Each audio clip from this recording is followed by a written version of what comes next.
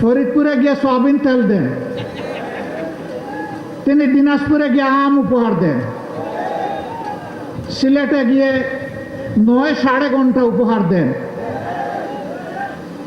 সংসদে গিয়ে প্রাথমিক বিশ্ববিদ্যালয় উপহার দেন, আর কক্সবাজারে এসে বলেন যে বিরোধী দল এই বাজেটে মাদক এবং ধূমপান জাতীয় দ্রব্যের ট্যাক্স বাড়ানো হয়েছে বলে বিরোধী দল তার বিরুদ্ধে প্রতিবাদ করে মিছিল করেছে।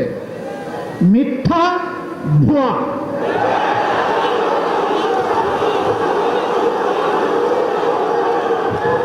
বিরোধী দলের কেউ এটা করে নাই। আমার করুণা লাগে, প্রধানমন্ত্রীর এই পদটা রাষ্ট্রীয় পদ, তিনি রাষ্ট্রের প্রধান নির্বাহী, তার দিকে তাকিয়ে বিশ্বের জনগণ বাংলাদেশকে হিসাব করবে।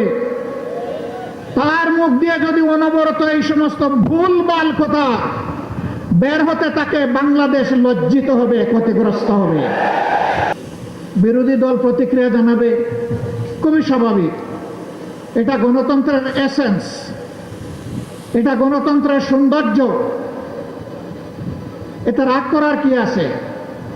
অল্পতে ধৈর্য হারালে 18 কোটি মানুষের দায়িত্ব পালন করবেন কিভাবে? হ্যাঁ, জনগণ সমর্থন দিবে, প্রশংসা করবে।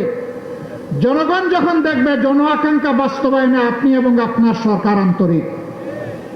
কিন্তু জনগণ যখন দেখবে 70% মানুষের রায়কে আপনারা অপমান অগ্রাহ্য করছেন, জনগণ বসে বসে আঙ্গুল চুষবে না। রায় দিয়েছে জনগণ, মানতে হবে সরকারকে। যে সরকার জনরায় মানে না, সেই সরকার জনগণের সরকার হতে পারে না।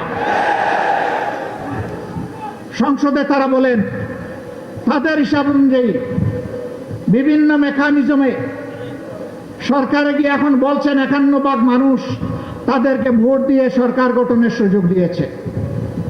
ভালো কথা, কিন্তু 70% মানুষ যে ভোট দিয়ে বলেছে গণভোটের গণরায় মানতে হবে, সেটা মানছেন না কেন?